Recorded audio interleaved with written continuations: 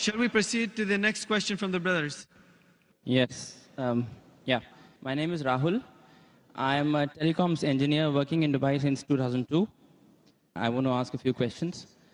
Coming from my background, I think religion is something that following that, you're saved from making, having problems in your life. Yeah. My first question is, I recently read a report by a doctor saying that because of marriages in first cousins in Islam, it leads to a higher probability of the fetuses being born as handicaps.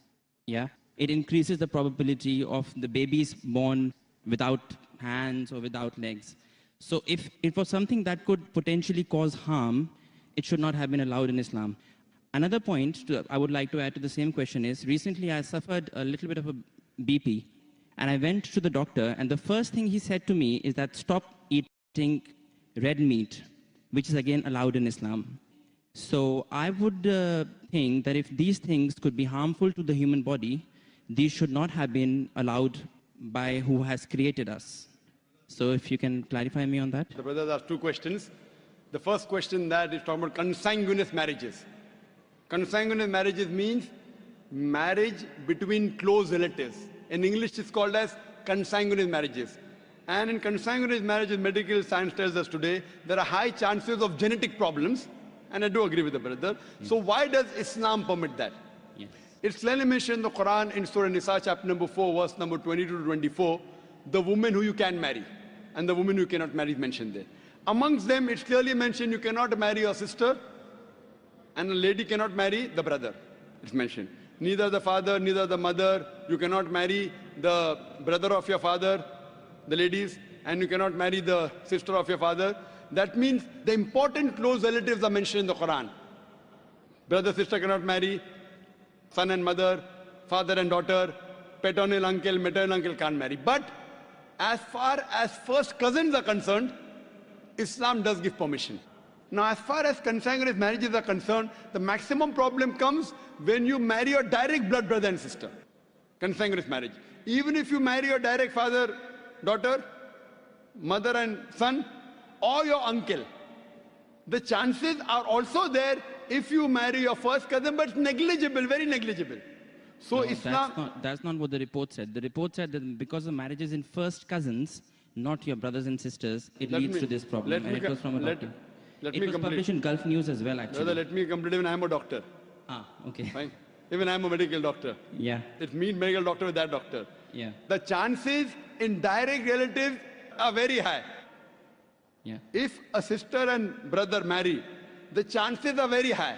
Yeah. If a father and daughter are very high. You have read only one report, you haven't read the other report. Yeah. So you only read Gulf News, I read medical books. So Gulf News is better or medical books is, brother?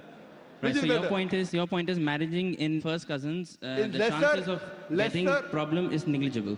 As compared to brother and sister. As compared to. Yes, compared to. But still there is a... Brother, will you let me complete my answer? Or? Sorry, yeah, please.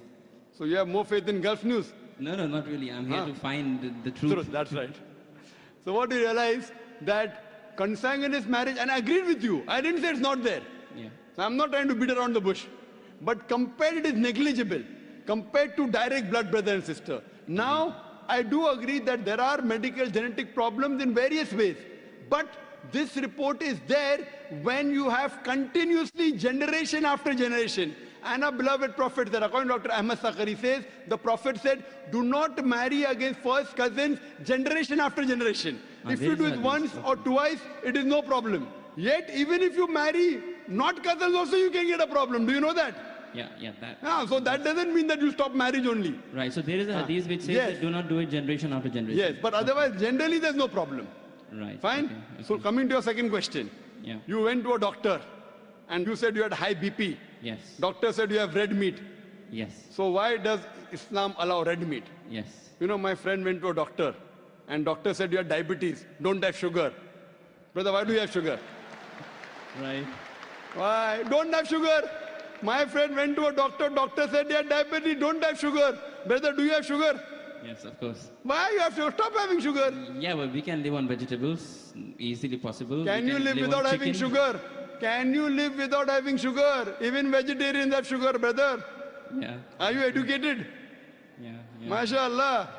The problem is that person had a problem with his pancreas. Yeah. In the pancreas, there are islets of Langerhans which break down the sugar. Because my friend had a problem in the pancreas, he could not break down the sugar. Therefore, the doctor said, don't have sugar. Right. If you have some problem of red meat, you should not have red meat. Others can have red meat. Right. Yeah. The Quran says, a general statement, Quran says, eat what is halal and tayyib for you. There's a verse in the Quran, eat what is halal and tayyib for you. For a person suffering from diabetes, sugar is not tayyib. So according to the Quran, a person having diabetes should have less sugar. It's a general statement. Eat what is halal and tayyib for you. That means certain things which is good for others may not be good for you. But there are certain things which are bad for everyone. Alcohol. Alcohol is bad for everyone. It is prohibited for everyone. Pork is bad for everyone. Therefore, pork has been prohibited for everyone. What you realize, certain food, because of the way your metabolism is made, because it's a problem for you, doesn't mean that everyone should abstain from it. Hope that answers the question, brother. Sure. Okay. My next question is, Islam allows marriages, a husband to marry more than one wife, 4 wives. Is it compulsory to take the permission from the wife before marrying that second one? Because a lot of Muslim girls have told me that, they have to take permission from the first wife, so our interests are taken care of. I hope you don't intend to become Muslim and marry more than one wife, huh? No, I don't. Because there's a new law in the Indian government. If a Hindu converts to Muslim and marries more than one wife, then there's a problem. Yeah. There's a new law that's passed. I don't intend to, but I just need to find out. Don't intend to marry or don't intend to convert? I won't answer that now. There was the question that is it compulsory that a husband should take the permission of his first wife before he marries the second wife? As a general rule, because it is mentioned in the Quran that a man can have more than one wife, it is not required for a man to take the permission of first wife, but it is preferably takes permission or at least informs her. Okay. As far as permission, certain conditions become compulsory. During a nikah, during a marital contract, a man or a woman, before they get married, they can put any conditions which are permitted. If the woman puts a condition in the nikah nama that my husband will not take a second wife as long as I live, because marrying more than one wife is optional. So if she puts the condition, then it becomes compulsory for the husband to take the permission of the wife, otherwise he cannot marry. If this is not mentioned in the nikah nama, if it's not mentioned in the marital contract, it's not a must, it is preferable. Okay, Hope that answers the question. Thanks. My last question, my last question is... Brother, you're most welcome. Just stand behind the queue. Okay, There may thank be you. one or two Thank you. non-Muslims. You can wait, brother. There may be one or two non-Muslims. Just stand behind the non-Muslims and we'll try and give all the non-Muslims a chance.